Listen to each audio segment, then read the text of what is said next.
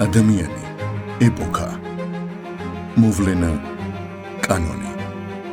ჩვენი გენეტიკური კოდი სამართლიანობას ეძებს, როცა ირგვლივ უსამართლობაა. დისკუსია, რომელსაც დასასრული არ აქვს. როგორები ვართ ჩვენ დღეს ისტორიის წინაშე? ვართ თუ არა კანონმორჩილი საზოგადოება, რაც გვასწავლის განვლილი ისტორია და რისთვის უნდა ვიყოთ მზად, როცა კანონი ხან სამართლიანია, ხან უსამართლო. საბოლოოდ რას ვირჩევთ? ადამიანის მიერ დაწერილ კანონს თუ დროის სამართალს? გადაცემა დროის სამართალი. ყოველ კვირას 19 საათზე. დაიწყე აზროვნება დღეს.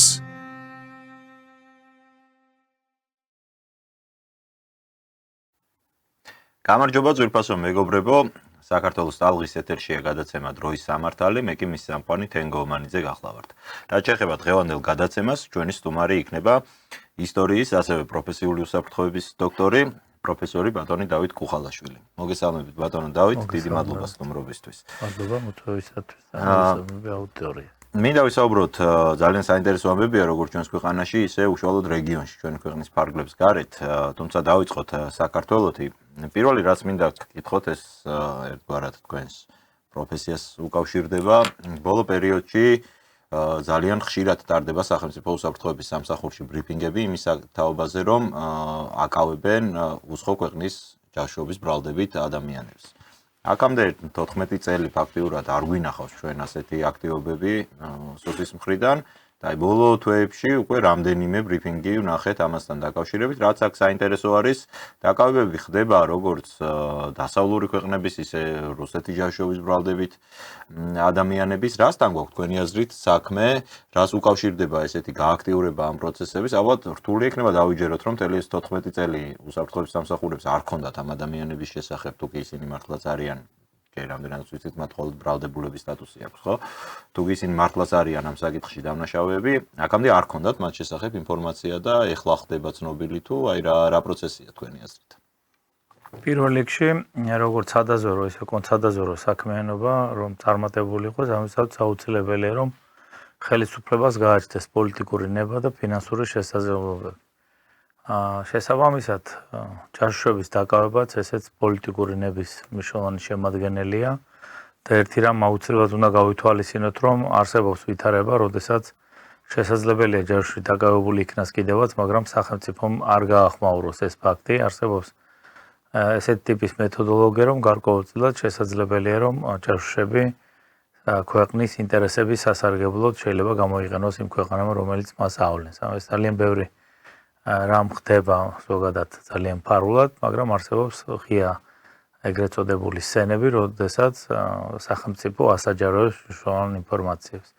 როდესაც ესეთი ტიპის ინფორმაციის გაჟღერება ხდება, ეს ყველაფერი დამოკიდებულია სწორედ გარდა იმისა, რომ პოლიტიკური ნება უნდა კონდეს ხელისუფლებას, ქვეყანაში არსებულ ოპერატიულ ვითარებას. თქვენ როგორაც ჩამოაყალიბეთ ახლა რომ 14 წელი არანაირი აქტივობა არ იყო, ეს მართლაც ძალიან ცუდი და კატასტროფული შედეგის მომტანია მათ შორის სპეცსამსახურების იმიჯისათვის და აქედან გამომდინარე უკვე აუცილებლად უნდა ვიკითხოთ, თუ რაიმე ფარულად არ ხდებოდა, რომლის უფლებას რა თქმა უნდა სახელმწიფოს აქვს, რასთან მქონდა საქმე, მაგრამ ნებისმიერი ტიპის გამოვლენა, როდესაც ჯაშუობაზეა საქმე, ეს არასოდეს არ უნდა გავიგოთ ისე, რომ ეს არის ერთი დღის, ერთი თვის, ერთი წლის, ან 2 წლის, ან 3 წლის შედეგი. შესაძლებელია, რომ წლების განმავლობაში მნიშვნელოვანი დაკვირვებითი პროცესი, ოპერატიულ აგენტურული საქმიანობის პროცესი მიმდინარეობდეს სხვადასხვა ტიპის ნივთიერი მტკიცებულებების შესაგროვებლად. ამიტომ ვფიქრობ, რომ ჩვენ კიდევ ბევრი რამ ალბათ წინა გვაქვს, იმედია, რომ სახელმწიფო სამართლებრივ საფუძველზე, სამართლებრივ ჩარჩოში ძალიან ბევრ ჯაშუშს გამოავლენს. მე არ მიკვირს ზოგადად ჯაშუშების გამოვლენის თქვათ ესეთი ტემპი და გითხრათ სიმართლე, შესაძლებელია ეს ძალიან დაბალი ტემპი არის, იქიდან გამომდინარე თუ დაუკვირდებით, თუ რა პროცესები მიმდინარეობს საქართველოში, გვყავს ძალიან ბევრი შიდა დესტრუქციული ძალა, მათ შორის ისტორიულად უკვე ჩამოყალიბებული დესტრუქციული ძალა, როგორც პოლიტიკური დაზვერვის მიმართულებით ძალიან აქტიური ძალა, რომელიც მიზანმიმართულად სხვადასხვა ტიპის დესტაბილიზაციაშია ჩართული, ამიტომ ვფიქრობ, რომ სახელმწიფოს კიდევ უფრო მეტი გააქტიურება მართებს და ამ შემთხვევაში ეს პრაქტიკაც არსებობს, როდესაც უცხო ქვეყნები, რომელთა ჯაშუშებიც გამოვლენილი იქნებიან, შესაძლებელია, რომ მათ გარკვეულწილად მათთან აი მეთოდოლოგიამ გარკვეული ზეგავლენა მოახდინოს. ჩვენ არ უნდა დაგვავიწყდეს ჩვენი ისტორია და მე მგონი არ გვავიწყდება დავით აღმაშენებლის პერიოდი, როდესაც იყვნენ მის მმართველობის პერიოდში მთავრები, რომლებიც ბოლომდე პრაქტიკულად მან ვერ ამოძირკვა, სადღაც ბოლო პერიოდში შეძლო, რომ თავიდან ბოლომდე მნიშვნელოვანი ანგარიშწორება განხორციელებინა ამ პირების მიმართ. მათაც ყავდათ თავიანთი ფარველები და ჩვენ არ უნდა დაგვავიწყდეს ის გარემოება, რომ ზოგადად ალბათობის მაღალი ხარისხი დეს თვითონ ამ ხელისუფლებას, რომელიც 2012 წელს არის მოსული, არაერთხელ განუცხადებია, რომ ისინი იძულებული იყვნენ მიეღოთ სხვადასხვა ტიპის გადაწყვეტილებები იმის გამო, რომ თქვათ უცხო სახელმწიფოები ლობირებდნენ ამა თუ იმ პირებს. ეხლა თუ მე მგონი რომ მეხსიერება მღალატობს, მათ შორის პირველი, ვინც ესეთი მაღალი დონის ინფორმაცია გააშხერა, ეს გახდათ პირველი ამ ხელისუფლების პირობებში პირველი პრემიერ-მინისტრი ეს იყო ბიძინა ივანიშვილი, რომელმაც ეროვნული ბანკის პრეზიდენტთან დაკავშირებით გააკეთა სწორედ ესეთი განცხადება, რომ მას ესე იგი ივანიშვილს ჰქონდა სურვილი, რომ ის პირი თქვათ თანამდებობიდან გადაეყენებინათ, მაგრამ ამაში ჩაერთო ის ფინანსური წრეები, რომელთაც შეეძლოთ, რომ დაეზიანებინათ საქართველოს ინტერესები. ამიტომ იმ კონგლომერატს, რომელსაც ჩვენ ხედავთ და აშკარად ვიცით, რომ მათი იმ პირთა საქმიანობა, რომლებიც ხელისუფლებაში არიან სხვადასხვა თანამდებობის პირებზე თუ თავისუფლად მოძრაობენ არა ხელისუფლებაში და მათ პასუხი არ მოეთხოვებათ, ალბათობის მაღალი ხარისხით მათ გააჩნიათ თავიანთი პატრონები. მაგრამ წუხوار რაც უნდა ვთქვა ეხლა, რომ ზოგადად მათ აირჩიეს ისეთი ცხოვრების წესი, სადაც თავისი ქვეყნის ინტერესების საზიანო ქმედებებში მონაწილეობა არის ყოველდღიურობა. აქედან გამომდინარე, მათი გამოსწორება უბრალოდ არ იქნება.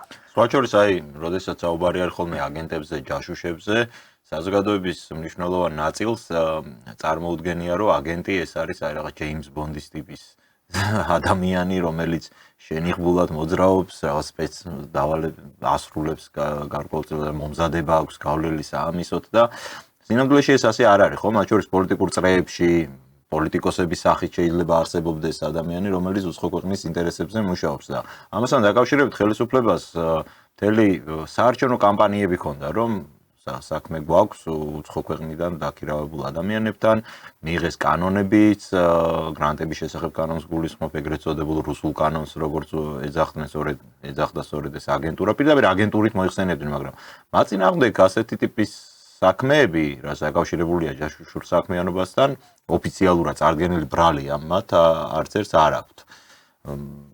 შეიძლება თუ არა ვივარაუდოთ, რომ აი ამ ბოლო ტენდენციების გათვალისწინებით შესაძლოა რომ ამგვარი რამ ვნახოთ. ესე იგი პირველ რიგში მე მაინც იმ ტერმინებზე გამომახვილებდი ყურადღებას, რომელიც თქვენ ახსენეთ, აგენტი და ჯაშუში და მათ შორის არის ძალიან დიდი განსხვავება და უნდა ვიცოდეთ, რომ ნებისმიერ სახელმწიფოს გააჩნია ჯაშური აპარატი, ეს არის პირთა წრე, რომლებიც კონკრეტულ სამიზნე ქვეყანაში ან საკუთარი ქვეყნის საწინააღმდეგოდ ან კიდე სხვა დამატებით ქვეყნების საწინააღმდეგოდ აგროვებენ ინფორმაციას და აწოდებენ ზვერავ სახელმწიფოს. ესენი არიან ტიპიური ჯაშუშები, მაგალითად რაც დაკავებაც იყო, ესა ჯაშუშები.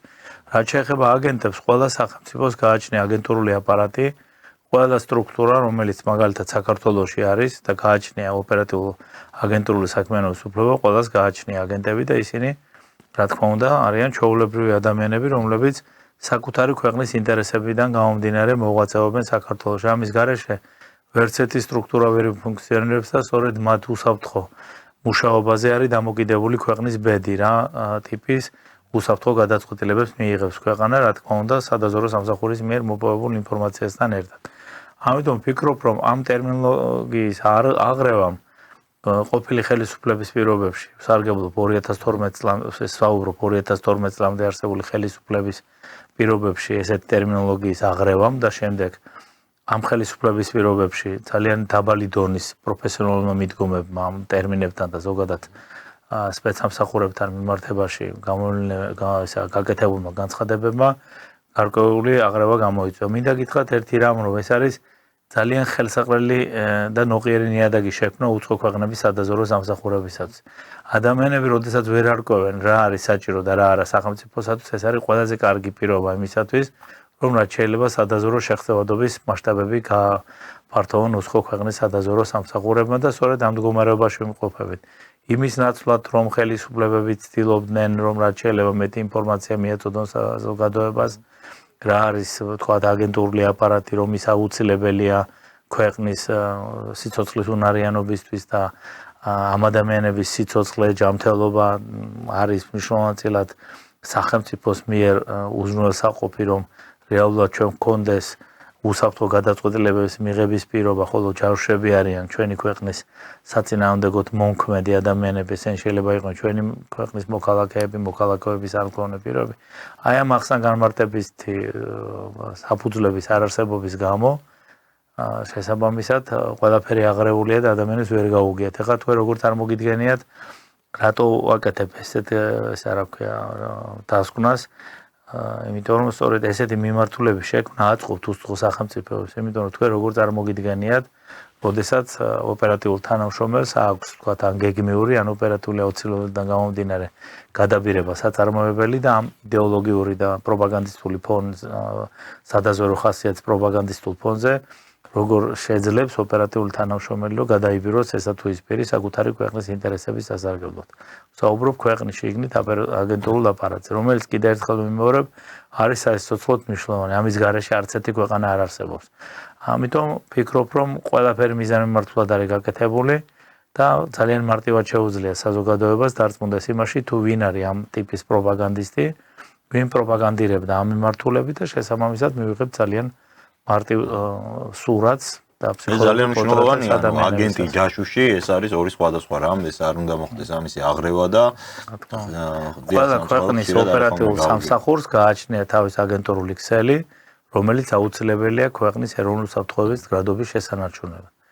ამასთან ერთად ქვეყანას გააჩნია, ეს არის ქვეყნის შიგნით და ასევე ქვეყანას გააჩნია ქვეყნის გარეთ აგენტურული ქსელი. ისინი ჯავშობენ უცხო ქვეყნების საწინააღმდეგოდ, და არა მარტო უცხო ქვეყნების, ასევე საერთაშორისო ორგანიზაციების საწინააღმდეგოდ და იპოვებენ იმ ტიპის ინფორმაციას, რომელიც აუცილებელია, რომ შემდეგ პირობითად ჩვენმა ქვეყანამ მიიღოს როგორც პოლიტიკური, ისე ეკონომიკური, ისე სამხედრო და სხვა მიმართულებით უსაფრთხო გადაწყვეტილება. წინააღმდეგ შემთხვევაში, თუ ესეთი რამე არ ხდება, მაშინ სახელმწიფო ჩვენ არ გაგვაჩნია და ან შესაძლებელია თუ გაგვაჩნია, მალე ჩამოგეშალოს. ამიტომ ეს აუცილებელია რომ ზოგადად პოლიტიკოსებს ჰქონდეთ იმის განათლება, სულ-მცირე იმის განათლება, რომ ესეთი შეცდომები არ დაუშვან და მე ურჩევდი დღეს საქართველოს პრემიერ-მინისტრს, რომ არსებობს უკვე აკადემია შეიქმნა, რამდენადაც ჩემთვის არის ცნობილი სახელმწიფო უსაფრთხოების სამსახურში და პირველ რიგში პოლიტიკოსები გაატარონ განსაკუთრებით აღმასრულებელი და საკანონმდებლო ხელისუფლების პირები გაატარონ ამ სწავლების რაღაც კურსი ჩაუტარონ, ეს იქნება მნიშვნელოვანი, რომ მათ ძალიან ბევრი შეცდომები არ დაუშვან, მათ შორის ლაყბობით არ გააჟღერონ წინასწარ ქვეყნისათვის სტრატეგიული დანიშნულების ინფორმაციები, რომლის გაჟღერება შემდეგ იწვევს ამა თუ იმ თქვათ პირობითად პროექტების ჩავარდნას და ეს შემდეგ და ეს შემდეგ. და მე ვფიქრობ, რომ საკანონმდებლო ხელისუფლებაში ცოტა გაჭირდება მაგის გაგება. გაჭირდება ეს შეიძლება ჩვენ ესე ზოგადად კი ვთქვათ, მაგრამ გაჭირდება თუ არ გაჭირდება აუცილებელია. ამიტომ თუ ესეთი ტიპის განათლება მათ არ ექნებათ, მაშინ ისინი არასოდეს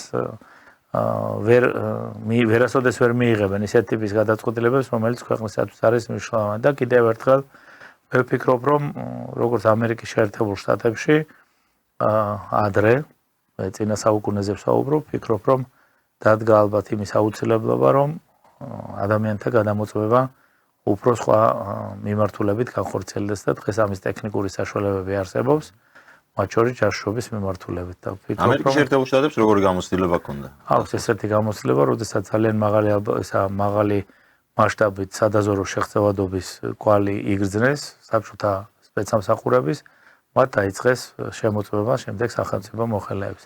აი ეს მიმართულება აუცილებლად უნდა განვითარდეს, როგორც სპეცსამსახურებში, ისე სხვადასხვა ტიპის უწყებებში, მათ შორის აღმასრულებელ და საკანონმდებლო ხელისუფლებაში. ვფიქრობ, რომ ჩვენ უნდა გადავიდეთ აუცილებლად ტექნოლოგიური საშუალებებით ადამიანების გადამოწმებას. ეს არის საინტერესოა, იმიტომ რომ კითხვა-პასუხის რეჟიმი, რომელიც გარკვეულ ფსიქოლოგიურ პორტრეტის შექმნის შესაძლებლობას იძლევა და ამის შემდეგ არსებობს კიდე სხვადასხვა ტიპის მეთოდოლოგია, სხვადასხვა საშუალებები, რომლის მიხედვითაც ვფიქრობ, რომ ის წმენდა, რომელზედაც მე წლები ავიძახი და არავინ ამაზე ყურადღებას არ ამახვილებს, აუცილებლად დასაწყება. ეხლა ერთ რაიმე აუცილებლად უნდა გითხრათ, რაღაც აქამდე მივედით. მე მიმართავ საქართველოს პრემიერ-მინისტრს და ძალოვან უწყების წარმომადგენლებს და მათ შორის სპეცსამსახურის ხელმძღვანელებს. ნუ თუ ძნელად გასარკვევია ადამიანთა ბიოგრაფიების წაკითხვით და თქვენ ხელთ არსებული მონაცემებით, მათ შორის ცოცხალი ძალის გამოკითხვის შესაძლებლობა თქვენ გაქვთ, ვინც სისტემაში მუშაობს, იმის გარკვევა, როდესაც თანამდებობებზე, მაღალ თანამდებობებზე ინიშნებიან პირები, რომლებიც იყვნენ მაღალი დონის პოლიტიკურ თუ სხვა ტიპის კორუფციაში ჩართული ყოფილი ხელისუფლების პირობებში, რომლებიც ძალიან მედგრად იცავდნენ ჭყალებში, რა თქმა უნდა, პოლიტიკური პარტიის ინტერესებს და ღებულობდნენ სხვადასხვა ტიპის ფიზიკურ თუ სხვა სახის ძალადობაში. ძალიან ძნელია ამის გარკვევა. მე ვფიქრობ, რომ ამის გარკვევა ძნელი არ არის. ძალიან მწუხვარ, რომ ამ მიმართულებით არ მუშაობს მასმედიის საშუალებები. რაღაცა თქო რჩება ისეთი შთაბეჭდილება, რომ მასმედიის საშუალებათა აბსოლუტური უმრავლესობა გარკვეულ შეკვეთებზე მუშაობს. ამ შეკვეთებში ზოგადად ის ყველაფერი, რაზეც მე საუბრობ, აქ პრაქტიკულად ნულოვანი ეს არის მოქმედება. და წარმოუდგენლად მიმაჩნია მასმედიის აქტიური პოზიციის გარეშე, რომ ეს საკადრო პოლიტიკა ქვეყანაში მოწესრიგდეს. იმ შემთხვევაში, როდესაც ამას ყურადღება არ ექცევა, მაშინ ჩვენ გვაქვს საკმაოდ მაღალი დონის მოწყვლადობასთან საქმე და პირდაპირ უკავშირებ იმ მოვლენას, სადაც თქვენ საუბარი დაიწყეთ და შეკითხვები დამისვით. მოდით ერთხელ შევხედოთ მაშინ ამ კუთხით. დღეს პირველად საუბრობ ამ მიმართულებით, მე აქამდე არ მისაუბრია. აი ეს ადამიანები, რომლებიც ყველა ხელისუფლების პირობებში იყვნენ თქვათ ჩართული პოლიტიკურ კორუფციაში, ძალადობდნენ და სხვადასხვა ტიპის დანაშაულებს შადიოდნენ. და დღემდე ისინი ინარჩუნებენ თანამდებობებს. რასთან გვაქვს საქმე? ესენი არიან ადამიანები, რომლებიც რეალურად იმსახურებენ ამას, თუ მათ ყავთ მფარველები და იძულებულია ხელისუფლება ისინი დატოვოს ამ თავენთ ადგილებზე, თუ პირიქით კიდე რაღაცისთვის მემზადებით, რომ ის ადამიანები კიდევ იმ მდგომარეობისთვის გამოვიყენონ. კიდევ იგივე როლის. არ ვიცი, ამაზე ხელისუფლება უნდა დაფიქრდეს, ვფიქრობ, რომ საქართველოს პრემიერ-მინისტრს ამაზე ძალიან დიდი საფიქრალი აქვს. მე არ ვსაუბრობ, იცით, სამმართველოს უფროსებზე და დეპარტამენტის დირექტორებზე, მხოლოდ მე ვსაუბრობ მინისტრებზე, მინისტრის მოადგილეებზე. ეს არის ძალიან კარგი სიტუაცია არა გვაქვს. მე უბრალოდ მაქსიმალურად ყოველთვის თავშეკავებული ვარ იქიდან გამომდინარე, რომ არასოდეს არ მინდა, რომ ქვეყნის ინტერესი დავაზიანო და ჩემმა განცხადებამ თქვა რაღაც პოლიტიკური დესტაბილიზაციის ინსპირება გამოიწვიოს.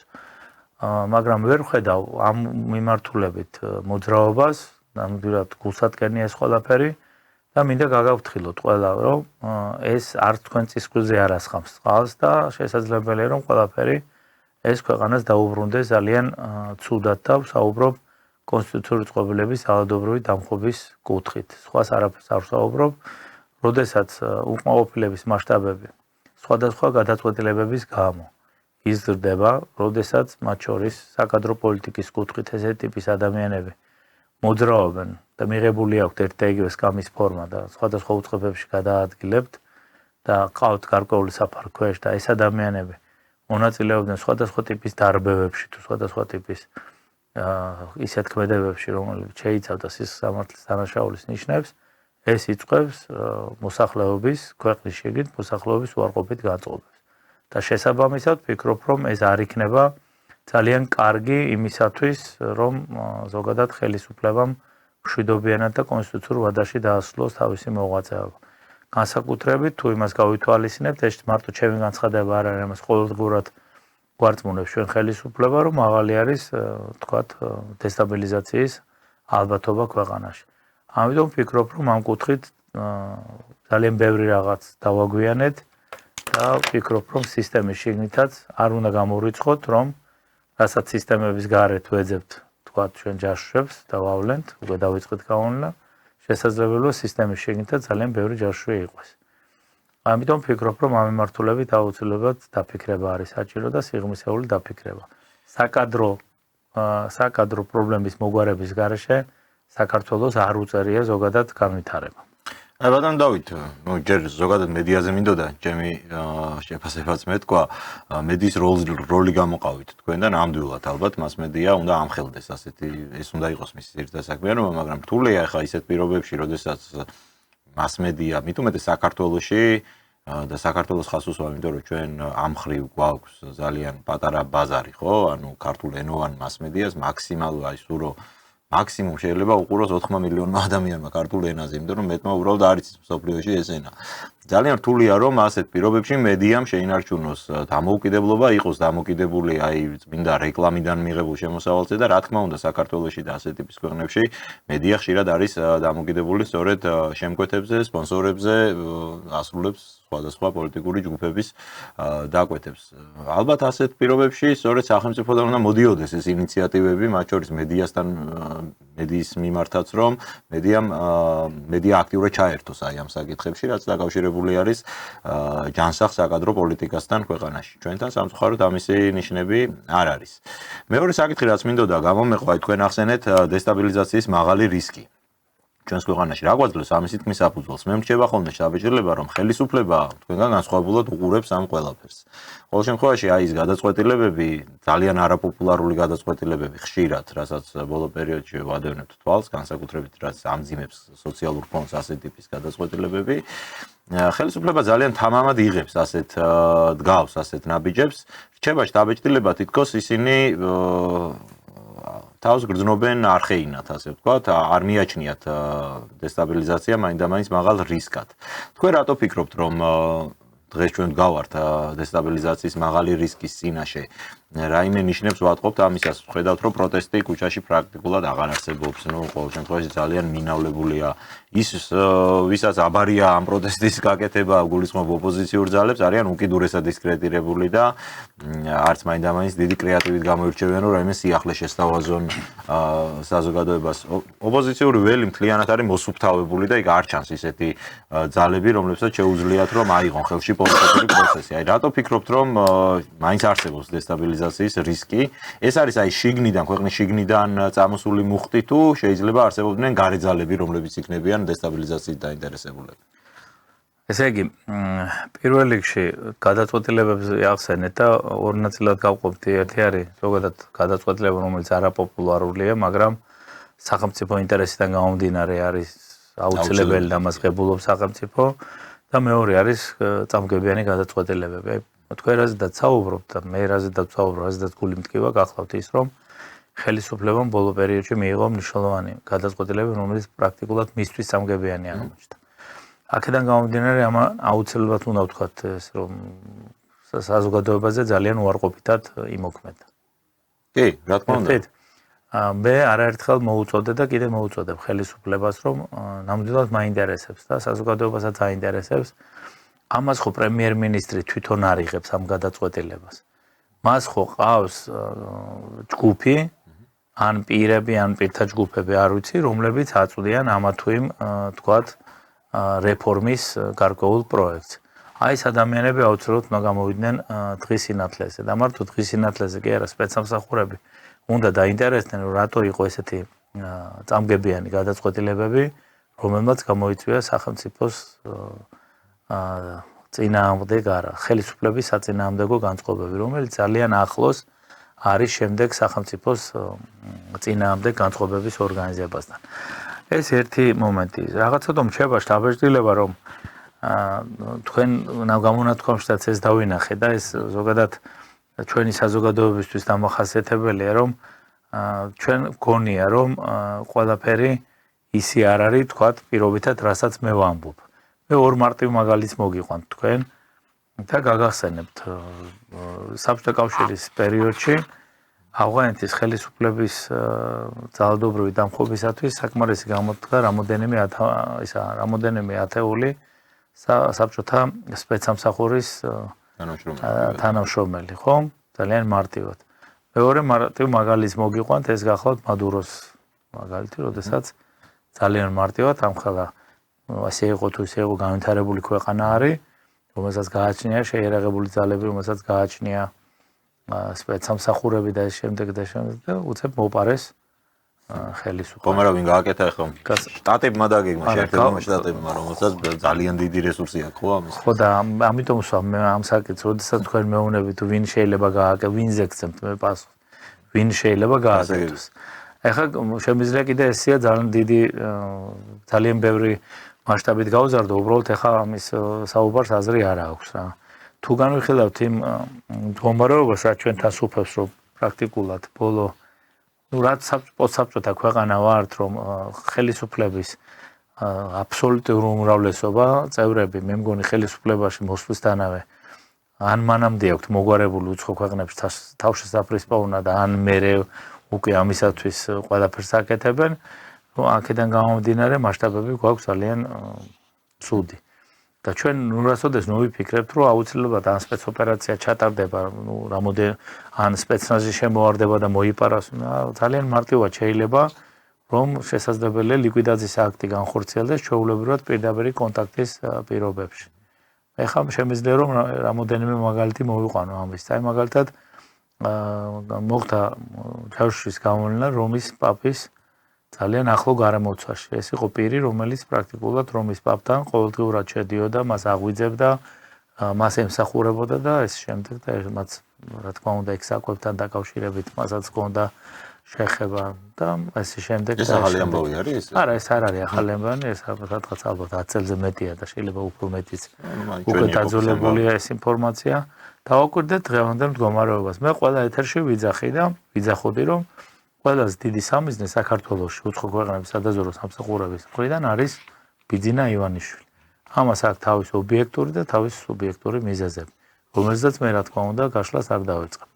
მაგრამ ნახოთ, ახლა მხოლოდ ერთი ფაქტი გავაანალიზოთ, რაც მოხდა, ახლა ბოლო სამი დაკავება, როდესაც მოხდა, როდესაც საფრანგეთის დაზვერვის პირობითად ესე უნდა ჩავთვალოთ, ნიშნები გამოჩნდა და საფრანგეთის ჯაშური აპარატის წევრი. ახლა გადახედეთ მის ბექგრაუნდს, სად და როგორ მოღვაწეობდა. ჯერ ერთი ის ბიძინა ივანიშვილის გარემოცვაში საკმაოდ ახლოს იყო თავიდანვე და ამასთან ერთად ამას დავამატოთ, რომ სადაც იყო, ეს არის ქვეყნისათვის სტრატეგიულად მნიშვნელოვანი თანამდებობა არა, თვითონ სტრუქტურა არის. სადაც პრაქტიკულად ეკონომიკური უსაფრთხოების კუთხით ყველა ტიპის ინფორმაცია ინახება. აი ახლა პრობლემა სად აქვს ჩვენ ნახეთ, კარგია გამოვლენა, მაგრამ მე ვეკითხები სპეცსამსახურებს. ამდენი წლების განმავლობაში რა ტიპის საფრთხეებთან მქონდა საქმე და რა ტიპის ინფორმაციების გაჟონა მოხდა. და ვეკითხები ახლა მე ვფიქრობ, რომ მე მაგალითად ესე გავაკეთებდი, მე რო ვიყო სახელმწიფო უსაფრთხოების სამსახურის ხელმძღვანელი, აუცილებლად შიდამოკვლევას ჩავატარებდი, რომ და შევისწავლდი საქმეს, იმ ოპერატიულ საქმეს, რომლის წარმოების დასასრულზე შემდეგ დააკავეს ის პირი, ვისაც ჩავშობა წარადგინა ბრალად. რატომ არ მოხდა მისი დროულად გამოვლენა?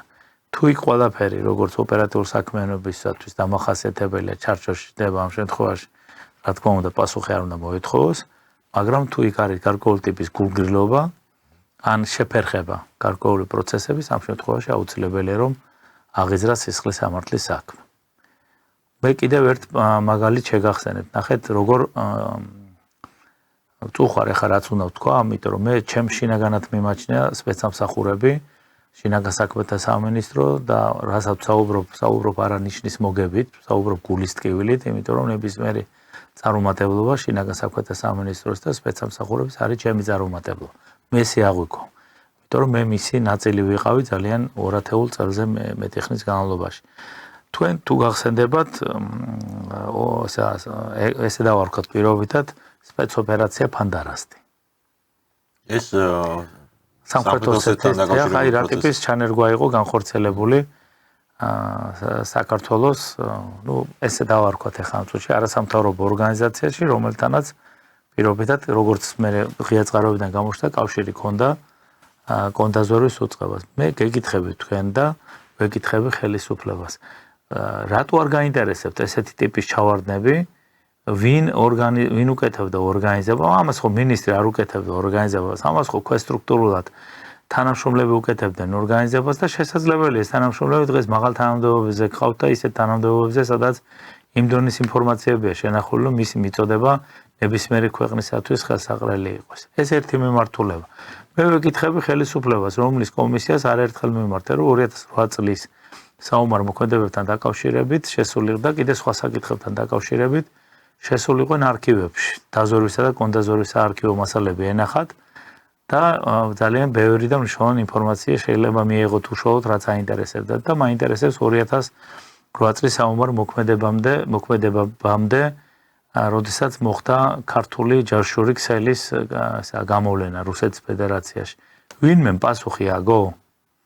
თავსებადობა იმ თქვათ პირებისა, რომლებიც გაგზავნილი იყვნენ რუსეთის ფედერაციაში ჯაშობის გასახორციელებლად. იყო თავსებადობა და სწორი და მარწომიერი მათი გაგზავნა იქ თუ წინასწარ ისეთი ხალხი გაუშვით იქ, ვისაც ეს ეკუთვნის იმან გაიგოს, რომლებიც თავიდანვე აუცილებლად მოხდებოდნენ მაღალი დონის შესწავლის, როგორც მაღალი დონის შესწავლის ობიექტები. რატო არ გაინტერესებს ეს და უბრალოდ ჩემს წარმოუდგენელი არის. აი მაგალითად სპეცოპერაცია, რომელიც ჩატარდა გაბრიელ სალოსის ქუჩაზე. გახსენდებათ, რადონის სპეცოპერაცია ჩატარდა, რადონის ჩავარდნა მოხდა, ესა რა ქვია, ოპერატიულ სამსახურებში. პასუხი აგო ვინმე ან შინაგან საქმეთა სამინისტროდან, ან კონდაზვერვის უწყებიდან, ან სასაზღვრო დეპარტამენტიდან. ამიტომ ჩვენ ვართ უკაცრავად მთელი უპასუხისმგებლობის დიდ არეალში და სადაც უპასუხისმგებლობა იქ ზოგადად ძალიან ძნელია რომ პრევენციაზე ისაუბრო. აი თუნდაც კიდევ ერთი მაგალითი, ეხლა ეს ჩარშობას არ ეხება, მაგრამ არაერთხელ მithქვამს რა. ჩვენ ყოფილი ხელისუფლების პირობებში თუ არ ვთქვი 2005-2007 წლებში შრომის უსაფრთხოების ზედამხედველობის სამსახური გააუქმა ხელისუფლებამ. ამაზე ხო პასუხი არ უგიათ არავის არ აინტერესებს. სადღაც 12 წლიანი ციკლი ჰქონდა, როდესაც პრაქტიკულად დეგრადირებული იქნა ეს მიმართულება და ერთ მაგალითი მინდა ახლა გავიხსენო რა. ეს შეეხება შინაგან საქმეთა სამინისტროს. არაერთხელ რამოდენიმეჯერ თქვი ღია ეთერში, ახლა კიდე ერთხელ აუცილებლად უნდა ვთქვა დააკვირდით. ჩვენ დავკარგეთ ერთი ძალიან კარგი პროფესიონალი მფრინავი, როდესაც თუ გახსენდებათ უცხო ქვეყნის მოქალაქე გადავარდა ხევში და მისი ამოყვანის ოპერაცია იყო საჭირო. სამაშველო ოპერაცია. ესე იგი ჩვენ არა ვართ პრევენციაზე ორგანიზებული. მე ვნახე ფილმი, რომელიც ღია წყაროში იყო, სადაც მფრინავი, რა თქმა უნდა, გარდაცვალებამდე აღნიშნავდა, რომ მას ამ მიმართულებაზე ადრე ჰქონდა ანალოგიური პრობლემა და თავისი პროფესიონალიზმის საფუძველზე მან შეძლო, რომ უსაფრთხოდ თავი გადაერჩინა. მიხვდით? აი ეს არის უკვე იდენტიფიცირებული საფრთხე, რომელიც აუცილებლად შრომის უსაფრთხოების კუთხით სულ მცირე უნდა შესწავლილი იყო და ეს იმას ნიშნავდა. დიახ და შესაბამისად ეს იქნებოდა უკვე პრევენციის საფუძველი, რომ იმ მიმართულებაზე ვერ თხრენით.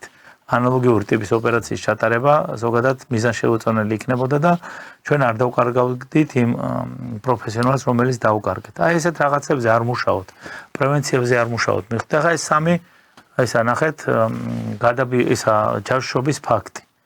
მე არც ერთი ეჭვი არ შემაგ, არა მოგუფლება ამ წუთში რომ ერთ შევიტანო, რა თქმა უნდა ველოდები პროცესებს და იქ გამოტანილი ინფორმაცია უკვე ჩემთვის განსაკუთრებულად მნიშვნელოვანია, რა თქმა უნდა მას გავაანალიზებ, მაგრამ მე მაინტერესებს თუ ვეკითხები ხელისუფლებას.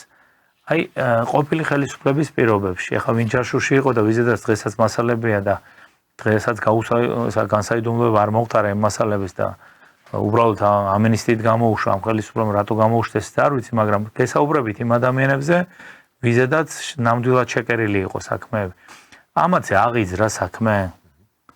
ეს ადამიანები არიან სისტემაში, ან სად არიან, როგორ არიან.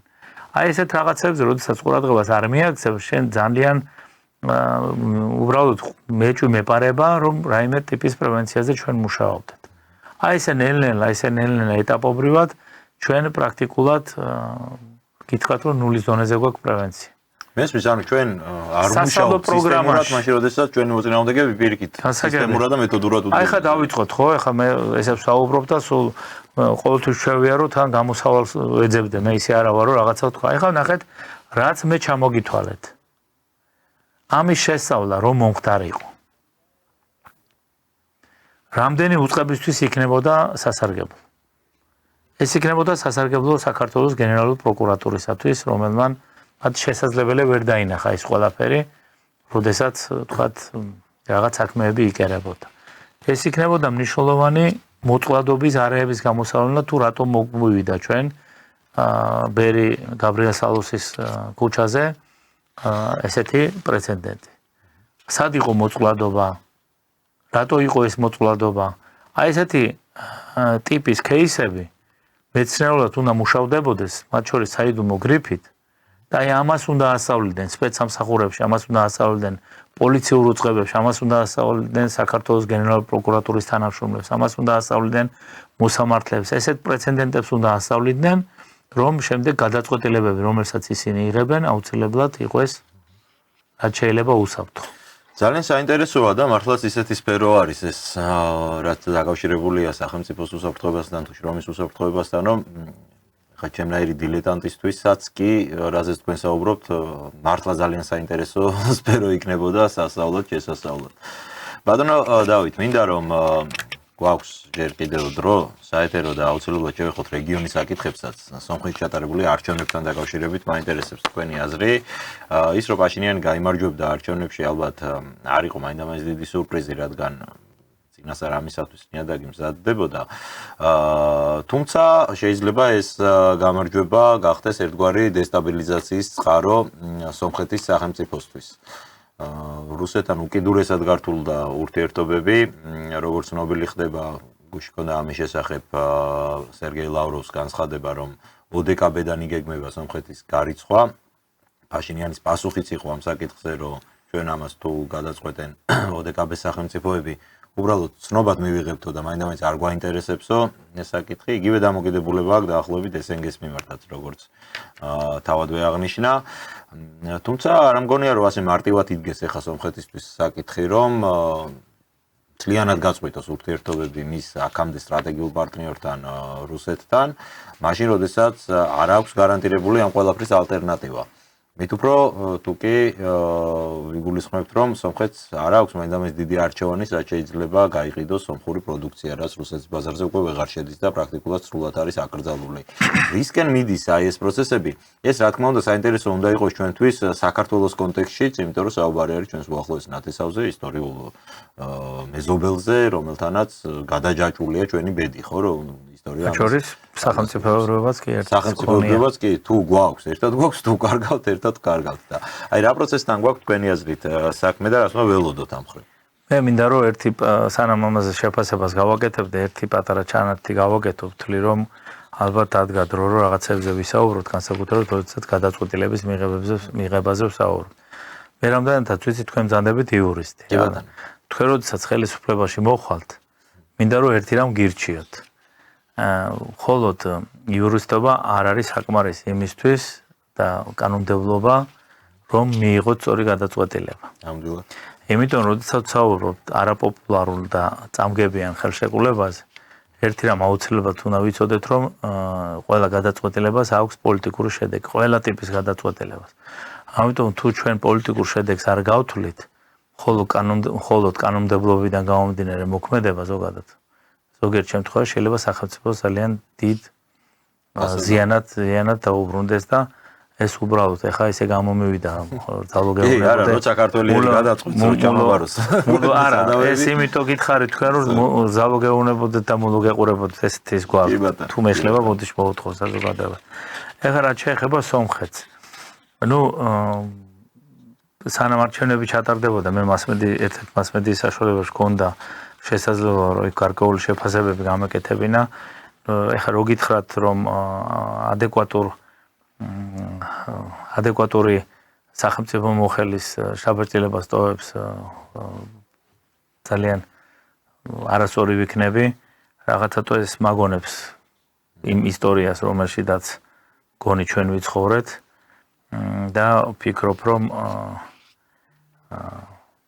მაინც მივდივარ იმ ორი მიმართულებით უნდა განვიხილოთ ეს დგომა, რომ ერთი რომ რაღაც წინასწარი გარიგება არსებობს შეთანხმება, მათ შორის რუსეთის ფედერაციასთან და შეიძლება რაღაც გარკვეული თამაშია. ან და სომხეთის პრეზიდენტი ყველას პირდება, რომ ყველას თამაში ითამაშებს და საბოლოო ჯამში ჩვენ ვნახეთ ესეთი ადამიანები როგორ ამთავრებენ. მაინც ჩვენს მაგალითზე გვაქვს ეს. ხო, ამიტომ ვფიქრობ, რომ რა განცხადებებსაც ის აკეთებს, არის არაადეკვატური სომხეთის ეროვნული საფრთხეებისათვის ძალიან წამგებიანი. ეხლა სოციალურ ქსელებს რო ვაკვირდები, აი ეს ზოგადად პროცესების ნაკლებად ამქმელი და პოლიტიკურ ზოგადად რაღაც პოლიტიკურ პარტიებიდან მიმული ადამიანები თითქოს და გმირად წარმოგვისახავენ მას, ესე არ არის.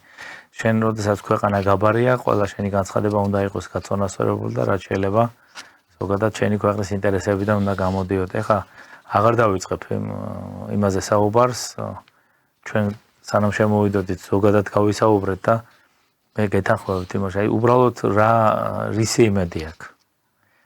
აი მი ტერიტორიულ მდგომარეობა სადაც არის, რაც ღმერთმა მათ უბოძა ის ტერიტორია, სადაც ისინი ცხოვრობენ, რა გამოსავალი რჩებათ ისეთი, რომ ესეთი მყარი განცხადებები აკეთონ და თქვათ ესეთი მყარი ტიპის დაპირისპირება გააკეთონ. თურქეთის ინტეგრაცია არის ამ შემთხვევაში ალტერნატივა თორე სხვა რა გამოცდილება აქვს სომხეთს. მრავალწლიანი და შედეგობრივი გამოცდილებას და ნუ ნახოთ, არ ვიცი, მე ერთ-ერთ რასაც ვშიშობ, გახლავთ ის, რომ გადანაწილების პროცესი ალბათ დასასრულს უახლოვდება და მე არ მინდა რომ სომხეთი აღმოჩნდეს სწორედ ის სახელმწიფო, სადაც გარკვეული რაღაც პროვოკაციები განხორციელდება, რომელიც მასშტაბურ დესტაბილიზაციას გამოიწვევს, თვითონ პროცენტული მაჩვენებელი არჩევნებისა ნიშნავს, რომ საკმაოდ სოლიდური ნაწილი ყავს ამჟამინდელ ფაქტურად 50%-მა წინააღმდეგ მისცა. ხო, აქედან გამომდინარე, ეს არის მოწყვლადი ვითარება. კიდევ ერთხელ გეუბნებით, ალბათობის მაღალი ხარისხით ფაშინიანი ეყნობა გარეძალას, მაგრამ ქვეყანა, რომელსაც შეუძლია მას პრობლემა შეუქმნას, ის ალბათობის მაღალი ხარისხით აეყნობა შიდა ძალას, რომელიც გააჩნია სომხეთში. თუმცა შიდა ძალის წინააღმდეგ საკმაოდ საინტერესო ნაბიჯების გადადგმას აპირებს ფაშინიანი. მე ეს გამიკვირდა და თქვენ სწორად ბრძანეთ, რასაც მე პირველ რიგში მივაქციე ყურადღება, იყო შედეგები. მართალია მოიგო ფაშინიანმა, მაგრამ 50%-მა მოსახლეობის მის წინააღმდეგ მისცა ხმა. ამის პასუხად ფაშინიანმა დაანონსა ოპოზიციური ძალების პირდაპირ გაქრობა, რეპრესიები, მან სახელებით და გვარებით თქვა, ვინ უნდა ჩაჯდეს ციხეში. იქნებ მას აქვს სწორედ ასეთი გათვლა, რომ აი რკინის მუშტით შეძლებს რომ შეინარჩუნოს. ხო, არ არის ეს ის პირი, რომელსაც შეუძლია რკინის მუშტით შეძლოს, ერთ-ერთ შემთხვევაში ის ამის გაკეთება შეძლებს, თუ მას ყავს მყარი სტრატეგიული პარტნიორი, რომელიც ამისათვის, თქვათ, მას გარკვეულ გეგმასაც სთავაზობს და გარკვეულ დაცვასაც. უნდა გავიხსენოთ აუცილებლად პინოჩეტი. პინოჩეტი უნდა გავიხსენოთ, რომ მას არ ყოლოდა ძალიან მაღალი დონის სტრატეგიული მფარველი სახელმწიფო, ის ამას უბრალოდ ვერ გააკეთებდა, რაც მას თავის სახელმწიფოში გააკეთა. ამიტომ კიდევ ერთხელ ვიმეორებთ, ყოველ შემთხვევაში ეჭვმეპარება, რომ ესეთი თქვათ, მფარველი ამ წუთში ყავდეს ფაშინიანს. მიუხედავად იმისა, რომ ჩვენ ვიცით, რომ სომხური ლობი საკმაოდ მნიშვნელოვანი ძალიან კარგად მუშაობს, არა მარტო დასავლეთში, არამედ მათ შორის რუსეთის ფედერაციაშიც, ვფიქრობ, რომ ამ ეტაპზე ის ვერ დგას ისე მყარად, როგორც განცხადებებიც აქვს. ამიტომ ვფიქრობ, რომ მაინც მოვლენების განვითარებას უნდა დაველოდოთ. არ უნდა დაგვავიწყდეს ის გარემოება, რომ იქ არის შეერაღებული.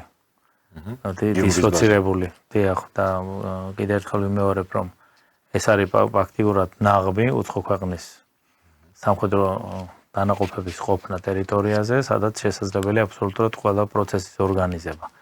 ეს არის როგორც შეიარაღებითი მომარაგების პროცესი, ეს არის გადაბირების პროცესი, ეს არის პროპაგანდის პროცესი და ესე რომ ყველაფერი წინ არის, ვფიქრობ, რომ ეყოფა გონიერება მაინც სომხეთის პრეზიდენტს, რომ ისე არ დაძაბავს ვითარებას, რომ სომხეთი გახდეს ისეთი ტიპის სამიზნე, როდესაც შემდეგ იქ გარკვეული დესტაბილიზაცია მოხდება, რომ შესაძლებელია ეს ყველაფერი პირდაპირ კავშირში იყოს ჩვენს ქვეყანასთან, ზოგადად მთლიანად სამხრეთ კავკასიასთან.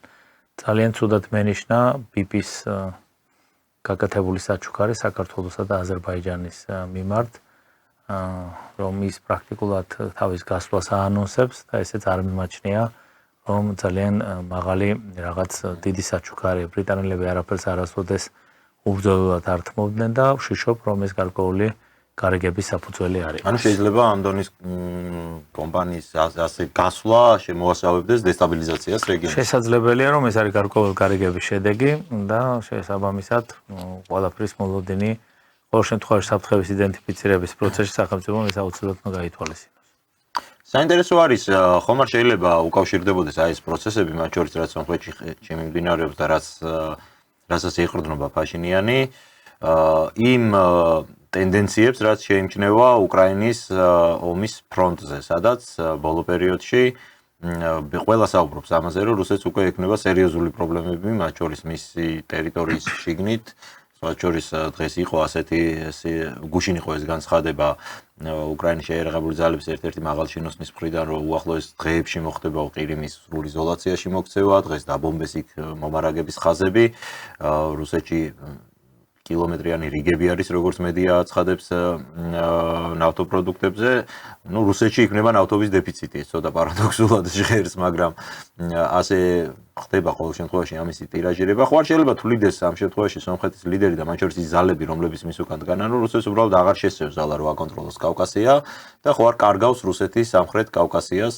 რაც ალბათ 300 წლის შემდეგ იქნებოდა პირველი პრეზიდენტი ეხა ამის ასეთ დასკვნის გაკეთება ჩემთვის ძალიან არასერიოზული იქნებოდა რომ თქვა რუსეთი კარგავს მხოლოდ ერთ რაიმეს შევახსენებ საზოგადოებას რომ და თქვენთანაც ხო შემიძლია მეც რო ერთ შეკითხვა დავსვა როგორ გონიათ რუსეთი დღეს თანამედროვე ტექნოლოგიურ განვითარების პირობებში რასაც ზოგადად ცხოვრობ ჩვენ უფრო სუსტია თუ ის უფრო სუსტი იყო ეს რა ქვია პირველი მსოფლიო ომის დასრულების შემდგომ.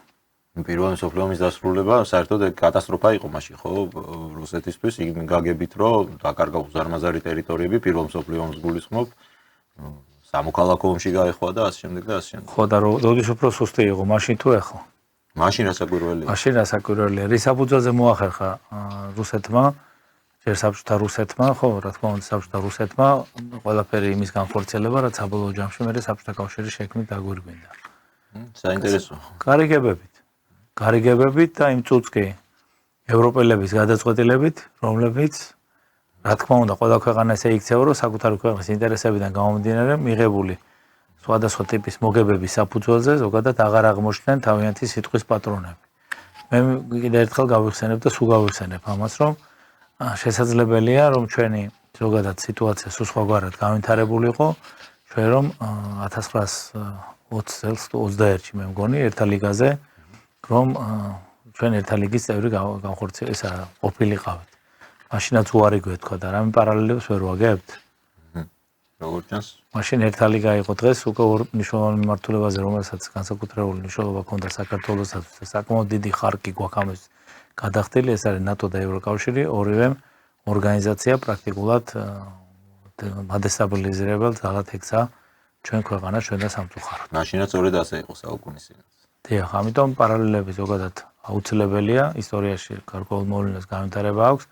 მათ შორის კიდევ ერთხელ შევახსენებ თქვენთან მე არაერთხელ მithქვამს რომ ბრიტანელები იმ პერიოდში საქართველოს თავიანთი შეიარაღებული ძალებით იყვნენ შემოსული. ძალიან ბევრი არ იყო, მაგრამ მნიშვნელოვანი რაოდენობა იყო იმისათვის, რომ თუ კიდე გაძლიერდებოდნენ, შესაძლებელი ხდებოდა, რომ საქართველოს სუვერენიტეტი დაცული ყოფილიყო. ამის ნაცვლად, როდესაც ხელისუფლებამ და მე მაქვს ნანახი დოკუმენტები საისტორიო არქივში, სადაც ამის შესახებ მნიშვნელოვანი ანალიტიკური დოკუმენტები აქვს სპეცსამსახურებს, ხელისუფლებამ ინფორმაცია გაუკეთა ინგლისის ცენტრალურ ხელისუფლებას გაკეთდა განცხადება ისა ინფორმაციის პროცესი, მაგრამ რეაგირება იყო არა ის რაც საქართველოს ინტერესების რა თქმა უნდა, რაც იყო ისა მათი ინტერესებიდან და მათ გაიყვანეს შეიარაღებული ფორმირებები საქართველოს. ასე რომ კიდევ ერთხელ ვიმეორებ ილია ჭავჭავაძე როგორც ყველა ნორმალური ადამიანისათვის არის ალბათ ერთ-ერთი ყველაზე ღირსეული ადამიანი საქართველოს ისტორიაში ჩვენი თავი აუცილებლად ჩვენ უნდა გვეკუთვნოდეს და არავითარ შემთხვევაში არ უნდა ავაგოთ განწყობები იმაზე რომ ვიღაც მოვა და ჩვენ სიკეთეს შეგვიქმნის. ჩვენ უნდა შევქმნათ ჩვენი სიკეთე სიმშვიდით ქვეყნის ერთგულებით. სხვა გამოსავალი ჩვენ არ აქვს. დიდი მადლობა ბატონო დავით, დიდი მადლობა ძალიან საინტერესო საუბრისთვის. იმედი მაქვს რომ თქვენი საუბარი იქნება მიიღებენ ყურად ის ხალხი, ვისაც ხელით იფება.